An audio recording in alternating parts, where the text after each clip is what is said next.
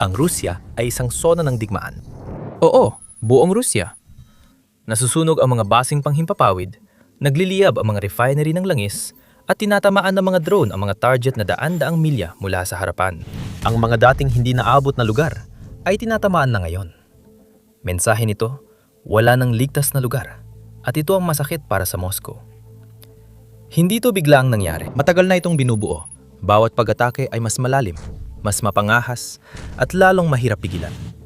Akala ng Rusya kaya nilang lusubin ang Ukraine at kunin ang gusto nila. Hindi nila inasahan ng matinding paglaban, lalo ng ganting atake sa sariling teritoryo. Nagkamali ang Rusya. Lumaban at ipinagtanggol ng Ukraine ang kanilang teritoryo. Habang lumilipas ang panahon, lalo pa silang lumayo at naglunsad ng mga drone, misil, at maging mga paglusob sa mga rehiyon ng Rusya. Unti-unti, sa bawat atake, inilipat ng Ukraine ang digmaan sa teritoryo ng Rusya. Binago nito ang buong bansa at ginawa itong isang aktibong sona ng digmaan hanggang sa umabot sa puntong inamin ng dating ministro ng depensa ng bansa at kasalukuyang kalihim ng Konseho ng Seguridad, Sergei Shoigu, noong Marso 2026 na wala ng rehiyon sa Rusya ang maaring makaramdam ng kaligtasan. Kaya narito ang isang pagbalik-tanaw kung paano ito nauwi sa ganito, kung paano nabigo ng husto ang Rusya na makamit ang alinman sa mga layunin nito, at kung paano bumangon ng Ukraine sinuong ang lahat ng pagsubok upang ipalasap sa kalaban nito ang sarili nitong lason. Nung magsimula ang digmaan, halos imposibleng maisip na kaya ng Ukraine magsagawa ng kahit maliit na pag-atake sa teritoryo ng Rusya. Magkatabi ang dalawang bansa at may malalim na kasaysayan at ugnayang kultural. Ngunit malaki ang agwat nila sa militar. Isang tunay na gulayat sa militar, makasaysayang puwersa na may pinakamalaki at pinakamalakas na hukbong lupa sa mundo. Libu-libong tangke, 10,000 armored vehicles, mga imbakan ng Soviet na punong-puno ng mga nakabaluting sasakyan at mga kagamitang pandigma, napakaraming artilyerya, bomba at mga misil na handang magdulot ng hindi masukat na pinsala. Ipinagmamalaki rin ng Rusya ang malakas na puwersa sa himpapawid, dagat at halos 1 milyong aktibong militar. Sa kabilang banda, halos hindi napapansin ng Ukraine pagdating sa mga pangunahing puwersang militar.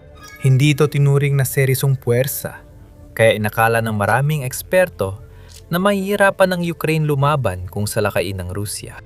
Kahit ang pinaka-optimistikong analista ay inisip na kaya lang ng Ukraine ipagtanggol ang ilang teritoryo, hindi nila inasahang makakapinsala ang mga puwersa ng Kiev sa ari-arian o infrastruktura ng Rusya sa labas ng kanilang hangganan. Di nagtagal, lumitaw ang unang palatandaan ng lakas ng Ukraine. Ilang buwan mula na magsimula ang digmaan, kumalat na ang mga tsismis. May mga bulong-bulungan ng pag-atake sa mga pasilidad sa Rusya, gaya ng oil depot sa Belgorod. Ngunit karamihan ay hindi nakumpirma. Pinaniniwala ang gawa-gawa ito ng Kremlin para udyukin ng galit sa Ukraine at palakasin ang suporta sa digmaan. Pero habang dumilipas ang mga linggo at buwan, mas marami pang ganitong mga insidente ang tila nagsimulang mangyari. May mga kahina-hinalang pagsabog at sunog sa mga imbakan ng langis sa hangganan ng Rusya, kasama na ang mga drone attack. Kalaunan, napagalaman na ang ilan sa mga pag-ataking ito ay hindi isinagawa ng mga puwersang Ukrainian, kundi ng mga anti-war na grupo sa loob mismo ng Rusya. Ang mga saboteur mula sa grupong Stop the Wagons ay sumira ng ilang bahagi ng sariling infrastruktura ng riles ng kanilang bansa, halimbawa, upang maantala ang daloy ng supply at mga munisyon papunta sa mga frontline.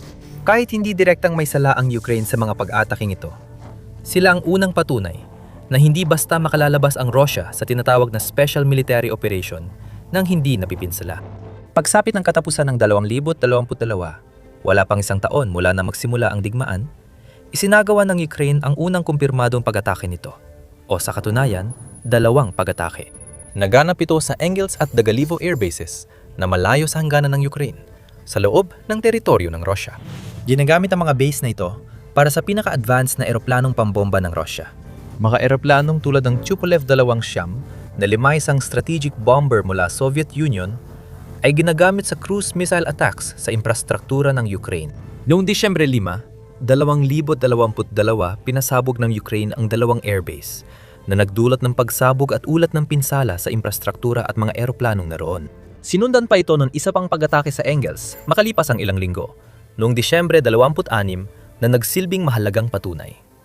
Nang mga unang pag-atake ay hindi basta-basta lang o aksidente at nahandang-handa at kayang-kaya talaga ng Ukraine na tamaan ang mga Ruso sa oras at lugar na hindi nila inaasahan.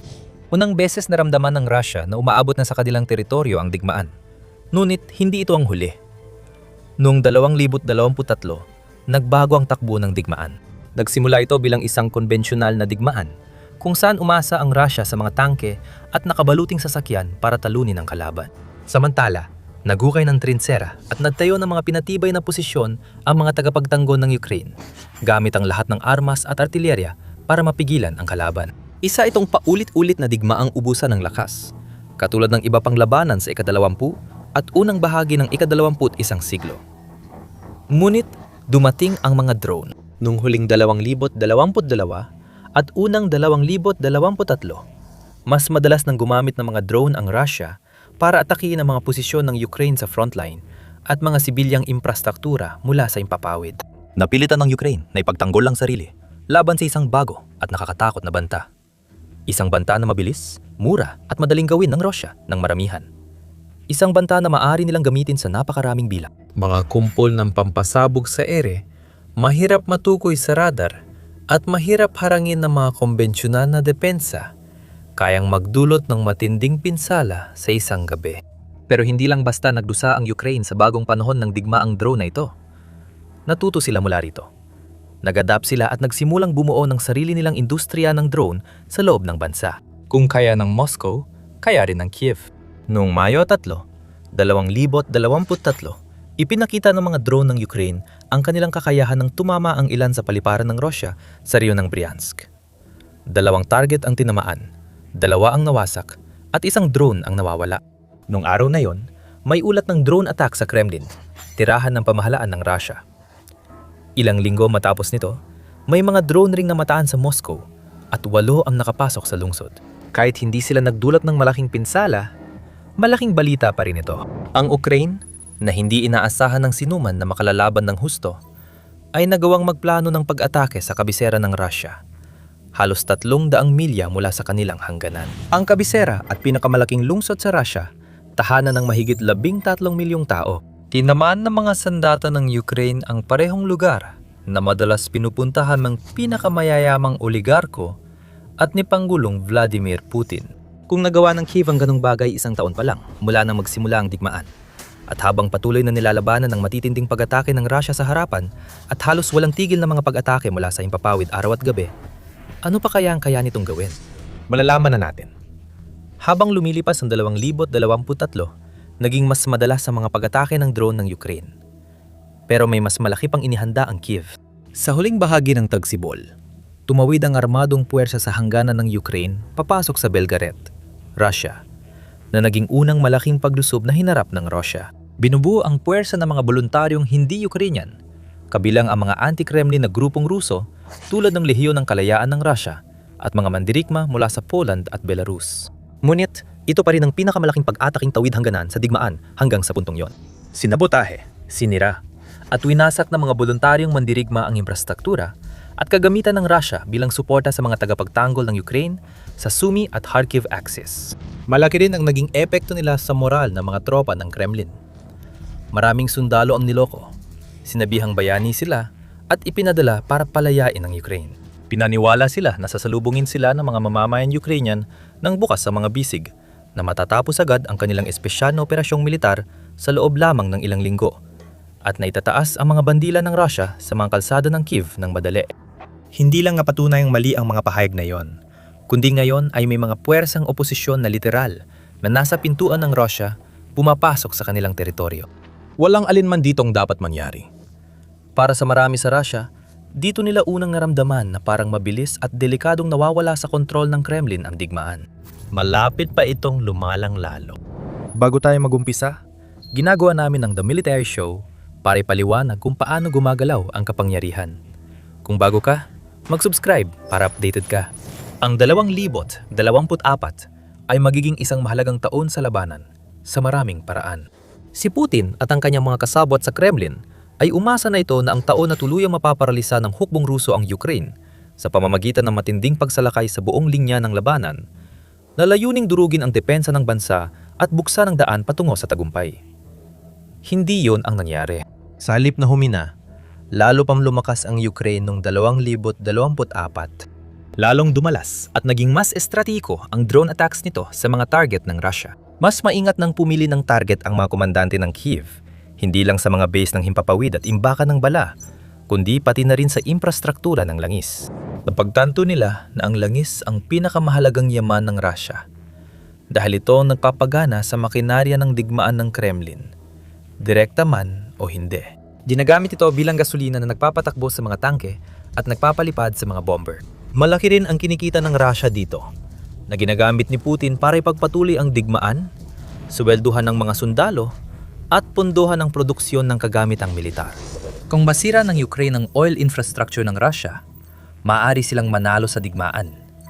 Kaya yon ang ginawa nila. Noong 2024 may hindi, bababa sa 84 na kumpirmadong pag-atake ng Ukraine sa infrastruktura ng langis ng Russia, karamihan sa mga refinery, pati na rin sa mga pipeline at tangke ng imbakan. Naranasan na rin ng mga pasilidad militar ang bagsik ng Ukraine at hindi lang drone ang gamit nila ngayon. Ang mabilis na umuunlad na industriya ng depensa ng Kiev ay gumagawa na ng mas malalaki, mas maganda, at mas mabilis na misil na kayang lumipad ng mas malayo kaysa dati. Nahigitan pa nito ang kakayahan ng mga sandatang mula kanluran na ipinadala ng mga kaalyado ng Ukraine sa buong Europa at iba pang lugar. Halimbawa, may mahigit 50 pag-atake gamit ang Neptune missile at long-range drone strike sa mga target na halos 1,000 milya ang layo sa loob ng Russia, tulad ng Kupol electromechanical plant sa Izhevsk. Ito rin ang panahon na pinayagan ng kaalyado ng Ukraine na gamitin ang kanilang sandata laban sa mga target sa loob ng Russia, hindi lang sa okupadong teritoryo. Dahil dito, mas naging bantang Ukraine sa Moscow, lalo na't may mga European Storm Shadow at American missiles na tumatama sa paliparan at mahalagang lugar. Sa dagat din, naging aktibong Ukraine sa kanilang mga pag-atake. Maraming mapaminsalang pag-atake ang ginawa nito sa Black Sea Fleet ng Russia. Pinapalubog ang punong cruiser nito, ang Moskva noong 2022, at sinira ang iba pang landing ships, missile ships at submarino sa digmaan. Dahil sa matinding pinsala, nagpa siya ang mga komandante ng Russia na ilipat ang karamihan ng kanilang fleet sa mas ligtas na karagatan. Inalis ang mga barkong dating nasa mga estratehikong lugar malapit sa baybayin ng Crimea. Hindi lang ito nabawasan ng banta ng mga barkong yon pagdating sa mga missile strikes sa lupa ng Ukraine, kundi nagbukas din ito ng mga daanan para maipadala ang butil at iba pang kalakal mula sa Ukraine, na nagbigay ng panibagong sigla sa nahihirapang ekonomiya ng bansa. Sumunod ang mas malaking atake, ang pagsalakay sa Kursk. Noong Agosto 6, 2024 muling, dinala ng mga puwersa ng Ukraine ang mapait na katotohanan ng digmaan pabalik sa Russia sa parang hindi pa nangyayari noon, sa pamamagitan ng pagtatatag ng sarili nilang bagong linya ng labanan sa loob ng rehiyon ng Kursk. Wala silang planong sakupin ang teritoryo ng Russia o pumatay ng sibilyan, tulad ng ginawa ng makinaya ng digmaan ng Kremlin sa Ukraine. Isa itong estratehikong desisyon para ilihis ang puwersa ng Russia na nagsimulang dumami at lamangan ng ilang posisyon ng Ukraine sa ibang rehiyon. Dahil dito, napilitan silang ikalat ang kanilang mga puwersa, hatiin ang kanilang mga rekurso, at harapin ang pagsalakay sa Kursk na nagbigay ng oras at pagkakataon sa tagapagtanggol ng Ukraine. Sa umpisa, kaunti lang ang pagtutol na hinarap ng puwersa ng Ukraine. Walang sapat na tropang Ruso sa lugar para makapagbigay ng matinding laban, at marami sa kanila ay walang karanasan at hindi handa para harapin ang ganitong uri ng pagsalakay. Dahil dito, mabilis na sakop ng hukbo ng Kiev ang mahahalagang bayan, at nayon, nahuli ang mga tropa at sinira o kinumpiska ang anumang kagamit ng Ruso. Sa rurok nito, may presensyang sandatahang lakas ng Ukraine sa mahigit 80 pamayanan ng Russia, at napanatili ito hanggang Marso 2025 na magdesisyon ang mga commander ng Kiev na umatras. Ipinakita ito ng Russia bilang tagumpay. Pero sa totoo, malaking pagkatalo ito. Unang beses sa mga dekada na may kalabang tumawid sa hangganan ng Russia at kontrolado ang bahagi ng teritoryo nito. Kahit umalis ang Ukraine, nagdulot sila ng malaking pinsala, maraming kaswalti, at nag-iwan ng mga mina at mga improbisadong pampasabog na kailangang harapin ng mga Ruso. Na-distract nito ang kalaban, kaya nakabawi at nakapagtipon muli ang Ukraine sa frontline, at napigilan ng Kremlin na masakop ang malalaking bayan o lungsod. Sa kabuuan, naging kahanga-hanga ang taon ng 2024 para sa Ukraine pagdating sa matagumpay na pagganti sa kanilang kalaban. Mas lalo pang gumanda ang 2025. Sa umpisa ng taon, inatake na ng mga drone ng Ukraine ang Moscow gamit ang 200 at 40 unmanned aerial vehicles na tumawid mula Ukraine at tinarget ang pasilidad ng militar at langis sa iba't ibang bahagi ng Russia. Simula pa lang ito. Noong 2025, halos araw-araw nang umatake ng drone ang Ukraine sa mga posisyon ng Russia. Mula dating buwanan o kada 2 linggo. Sa ngayon, na-master ng Ukraine ang drone warfare at nalampasan ng kalaban sa paggawa at paggamit ng iba-ibang epektibong drone para sirain ang infrastruktura at durugin ang moral ng kalaban. Gumagawa rin ito ng mga UAV sa mas malaking bilang kaysa dati. Mula 20,000 kada buwan ay umabot ito sa 200,000. Ang mga planta ng produksyong militar, oil refinery, storage facility at mga paliparan, isa-isang pinasabog at sinunog ng mga kamikaze strike ng Ukraine. Mas dumalas ang pag-atake sa oil infrastructure at ramdam na ni Putin ang epekto nito sa pinakamahalaga sa kanya, ang ekonomiya. Tinatayang $12 bilyong ang naging gastos ng Russia dahil sa mga pag-atake ng Ukraine, kasamang pagkasunog ng maraming langis at pagbaba ng produksyon. Sinira ng mga drone at missile ang ilang mahalagang military assets ng Kremlin, gaya ng mga sistema ng depensang panghimpapawid at mga radar na nagkakahalaga ng bilyon-bilyong dolyar. Sumunod ang pinakamapaminsala at tanyag na pag-atake, ang Operation Spiderweb. Noong Hunyo 1, 2025, isinagawa ng Ukraine ang isang planong mahigit 1 taon ng pinaghandaan. Nagtago ito ng 12 ng drone sa mga truck na pagkatapos ay pinadala sa mahahalagang lugar sa Russia, malapit sa mga pangunahing airbase. Pagdating sa posisyon, naglabas ang truck ng mga drone at pinaputukan ng mga bomber ng Russia na may kakayahang magdala ng sandatang nuklear at iba pang sasakyang panghimpapawid. Ayon sa ulat, nalipol sa pag-atake ang halos 1/4 ng bomber fleet ng Russia at winasak ang bilyong dolyar na kagamitan ng Kremlin sa isang araw.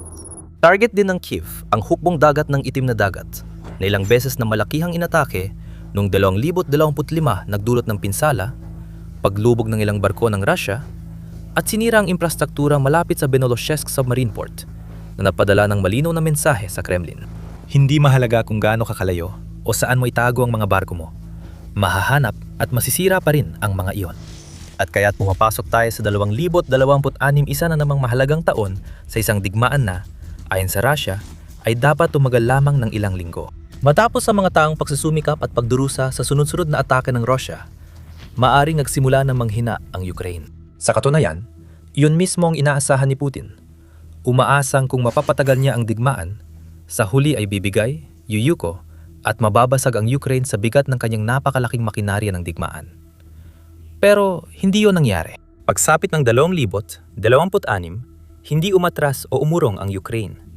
Sa halip, mas pinalakas pa nila ang laban. Nagpatuloy ito sa pagsasagawa ng matitinding pag-atake sa mga infrastruktura ng langis sa loob ng mga rehiyon ng Rusya. Pinabilis nito ang pagbuo at pagdideploy ng mga bagong sandata tulad ng long-range Flamingo missile, habang ginagamit pa rin ang sandatang ibinigay ng mga kaalyado tulad ng Storm Shadow mula Pransya at UK, pati iba pang dayuhang missile. Noong Pebrero 2026, tinarget ng Ukraine ang planta ng missile fuel ng Rusya sa rehiyon ng Dvera. Noong Marso, inatake rin nila ang pabrika ng microchip at mga bahagi ng missile. Mas madalas nang makita ang Flamingo, unang tinarget ang Kapuscinyar test range. Bago tinamaan ang Votkins plant, maalagang bahagi ng depensya ng Rusya. Nag-level up ang Ukraine sa drone tactics.